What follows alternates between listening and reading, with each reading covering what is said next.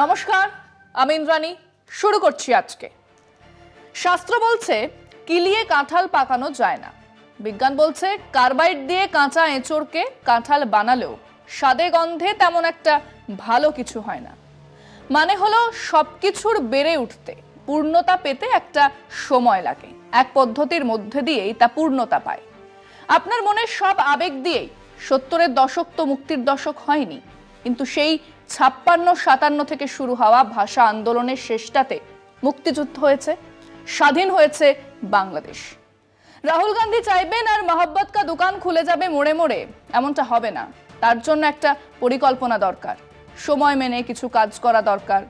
Wishful thinking দিয়ে কাঁঠালও পাকে না, রাজনৈতিক পালা বদলও হয় না। তো এই সন্দেশখালী এপিসোড, সামনে আসা ইস্তক, সেই আবেগ সর্বস্ব বাঙালির মধ্যে। কেউ কেউ বলে ফেলছেন সন্দেশখালী হয়ে উঠবে ওয়াটারলু, সন্দেশখালী হয়ে উঠবে নন্দীগ্রাম। যা বলতে চাইছেন তার সোজা বাংলা হলো সন্দেশখালী রাজ্য জোড়া অসন্তোষের আগুন জ্বালিয়ে দেবে। রাজ্য জুড়ে ছড়িয়ে পড়া সেই আগুনে জনবিচ্ছিন্ন হবে মমতার সরকার, আর ব্যাস, সামনের নির্বাচনে পপাতচ মমাতচ। একদল ভাবছেন আবার ফিরে আসবে অষ্টম বাম সরকার, অন্য দল ভাবছেন রামরাজ্য প্রতিষ্ঠিত হয়ে যাবে। এরকম কি প্রথমবার নাকি? না, তাও নয়। বাজির আগুনে বা বিরোধীদের ফেলা বোমার আগুনে ছিন্ন ভিন্ন দেহের ছবি আমরা দেখেছি, 9, 10, 11 জনের লাশ দেখেছি। তখনও বলা হয়েছিল একই কথা। বকটুয়ের ঘটনার পরও এরকম কথা শুনেছি, সন্দেশখালী ঘটনার পরেও শুনছি। কিন্তু তা কি সত্যি রাজ্য জুড়ে খাদ্য আন্দোলন, নন্দীগ্রাম আন্দোলনের সাড়া তুলেছে বা তুলতে পারে? সেটাই বিষয় আজকে। সন্দেশখালী কি নন্দীগ্রাম হয়ে উঠছে? বাংলার ঘরোয়া রাজনীতিতে প্রায় 1 মাস হতে চলল শিরোনামে সুন্দরবন সংলগ্ন উত্তর 24 পরগনার জনপদ সন্দেশখালী। রাজ্যের শাসক দলের নেতা তথা অন্যতম কর্তা শেখ শাহজাহান।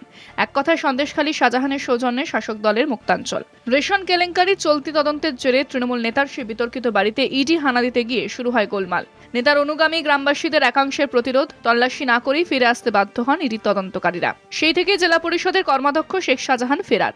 এই সুযোগে শাসক বিরোধী শক্তি ময়দানে নেমে পড়ে।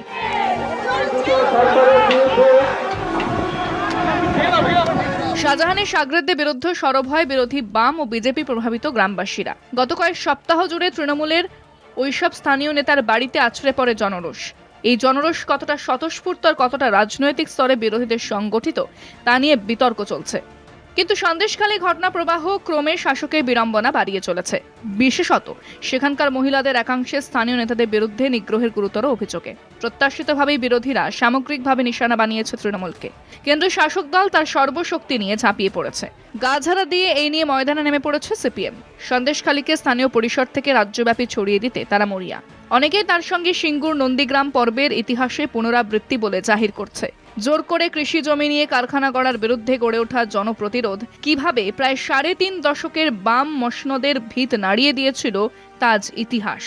সেই ইতিহাস তৈরির মুখ্য কুশীলব তৃণমূল এখন শাসকের আসনে। কিন্তু সন্দেশখালী কি আদৌ গোটা রাজ্যে বিকেন্দ্রীভূত, ঠিক যেমনটা ঘটেছিল সিঙ্গুর নন্দীগ্রামে? জনমানুষের প্রশ্ন জাগাটা যথেষ্ট সঙ্গত। যা যা আমাদের দেশের বা রাজ্যের নির্বাচনে ওলটফের এনেছে তা কিরকম ছিল, আমরা আপাতত সেই আলোচনাটা রাজ্যের মধ্যেই সীমাবদ্ধ রাখি। 52 সাল থেকেই কংগ্রেসের সরকার, স্বাভাবিক, কারণ তার প্রেক্ষিত ছিল স্বাধীনতা আন্দোলন, কংগ্রেসের ভূমিকা এবং বামপন্থীদের উল্লেখযোগ্য ভূমিকা থাকা সত্ত্বেও ইয়ে আজাদি ঝুটা হ্যায় বলার মতো এক শিশু সুলভ আচরণ। মাঠ খোলা ছিল কংগ্রেসের জন্য, ছিলেন বিধান রায়ের মতো নেতা। কিন্তু তার মৃত্যুর আগে থেকেই একের পর এক আন্দোলনে রাস্তায় নেমেছেন বামপন্থীরা। কংগ্রেসও ভেঙেছে, কিন্তু শেষ হয়েছে কি? জোড়াতাপ্পি দিয়ে কংগ্রেস বিরোধী সরকার তৈরি হয়েছে। কংগ্রেস মুছে গেছে কি? না, যায়নি। কবে এটা হলো? জরুরি অবস্থার পরে। এক প্রবল রাষ্ট্রীয় নিপীড়নের বিরুদ্ধে দেশের মানুষের সঙ্গে সঙ্গেই বাংলার মানুষ কংগ্রেস দলকে মাঠের বাইরে পাঠিয়ে দিয়েছে। এরপরে 34 বছরের বাম শাসন, সবটাই কি ধনধান্য ফুলে ভরা? না, অজস্র ঘটনা ঘটেছে, অজস্র উদ্ধত মুখ আমরা দেখেছি। মানবাধিকার লঙ্ঘনের ঘটনা ঘটেছে, প্রতিবাদও হয়েছে। কলকাতার রাস্তাতেই পুলিশের গুলিতে লাশ পড়েছে 21শে জুলাই, সরকার পড়েনি। এরই মধ্যে কংগ্রেস ভেঙে তৃণমূল। বামেদের আরো খানিক অক্সিজেন। কিন্তু সাত তাড়াতাড়ি এক কমিউনিস্ট পার্টির পলিট ব্যুরো নেতার শিল্পায়নের তাগিদ গোটা রাজ্যে এক অন্য বার্তা ছড়িয়ে দিল। উনি কি চেয়েছিলেন, কি প্রচার হলো ইত্যাদি বিতর্কে না গিয়েও বলা যায় উন্নয়নের এই বার্তার পেছনে ছিল জমি হারানোর ভয়, সেও আবার ছোট জমির মালিকদের। দক্ষিণবঙ্গের সংখ্যালঘু মানুষজনের কাছে এই বার্তা পৌঁছে গেল। সেটাই ছিল সিঙ্গুর নন্দীগ্রাম আন্দোলনের অভিঘাত। রাজ্যের গরিব প্রান্তিক কৃষক সংখ্যালঘু মানুষেরা বাম সরকারের বিরুদ্ধে চলে গেল, সরকার পড়ে গেল। এই সরকারের আমলে লাগামহীন দুর্নীতি আছে। সেই কবেই তো ক্যামেরার সামনেই আমরা এই সরকারের, এমনকি আজকের বিজেপি দলের বিরোধী নেতা শুভেন্দু অধিকারীকেও তো মানুষ দেখেছেন হাতে করে টাকা নিতে, কিন্তু সরকার পড়েনি। কারণ আপাতত মানুষ মনে করে রাজনৈতিক নেতারা তো চুরি করবেই।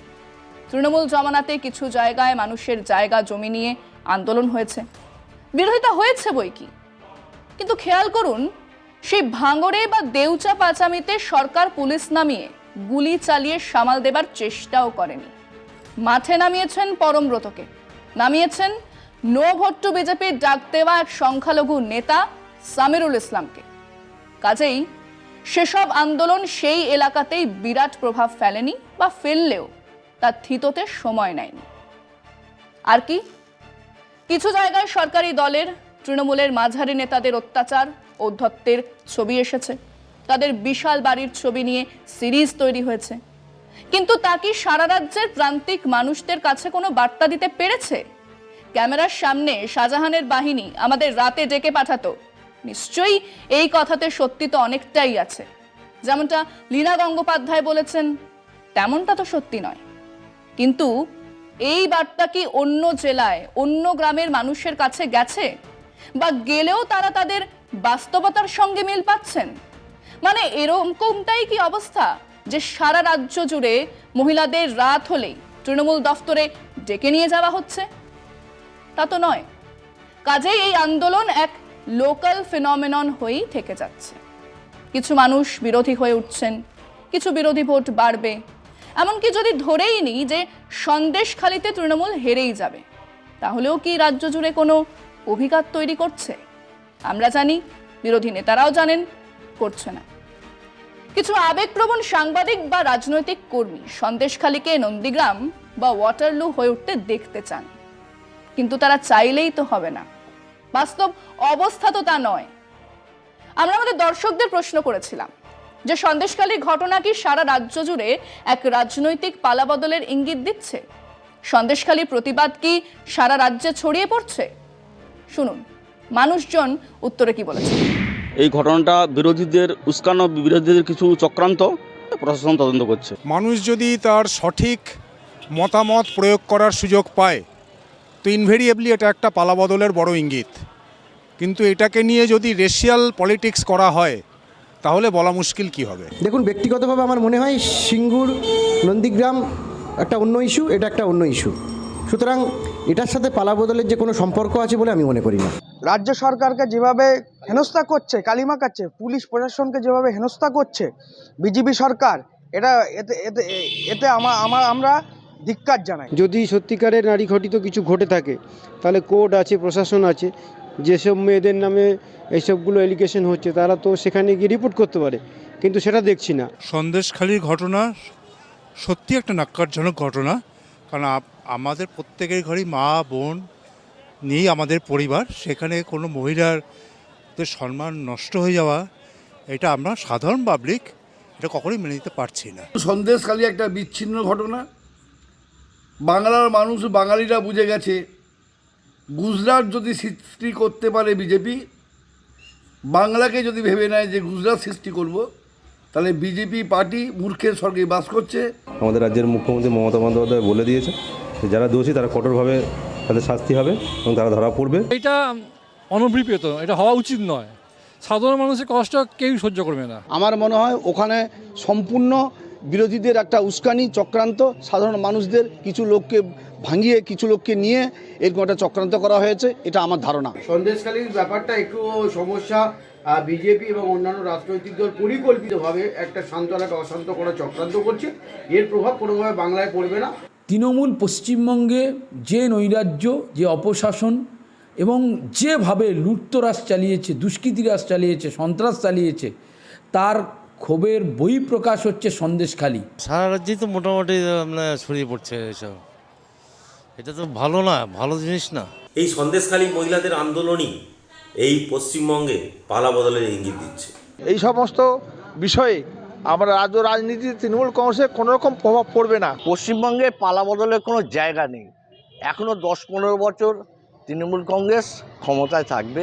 দীর্ঘদিন ধরে সিপিএম, বিজেপি এরা চেষ্টা করে আসছিল জায়গা দখলের, সেই জায়গা দখলকেই না পাওয়ার জন্য একটা চক্রান্ত করেছে। দুষ্টম করছে, সেটা আগে প্রতিবাদ করা উচিত গভর্নমেন্টকে এই মুহূর্তে, কারণ তারা খুব কষ্টে জীবনযাপন করছে প্রত্যেকটা রাত। এর জন্য স্টেপ নেওয়া উচিত খুব কড়াভাবে। সন্দেশখালীর নিয়ে চিন্তা করার দরকার নেই। পশ্চিমবাংলায় তৃণমূল কংগ্রেস আছে, থাকবে, এইটুকু বলতে পারি। ইতিহাস রচনার উপাদান আর তার গতিপথ বলে যখন এক বিরাট সংখ্যক মানুষ এক বিরাট এলাকা জুড়ে আলোড়িত হয়, কেবলমাত্র তখনই ইতিহাসের নতুন বাঁক সামনে এসে দাঁড়ায়। রোজ রোজ ইতিহাস তৈরি হয় না, রোজ রোজ ইতিহাসের পাতা বদলে যায় না। 1757-তে পলাশির যুদ্ধে ব্রিটিশদের জয়ের 100 বছর পরে 1857-তে সিপাহী বিদ্রোহ হয়েছিল। ইতিহাস কাঁঠালো নয় যে কিলিয়ে বা কার্বাইড দিয়ে রাখলেই তা পেকে যাবে। আজকে পর্যন্তই। দেখতে থাকুন কলকাতা টিভি, রাত দিন 7 দিন।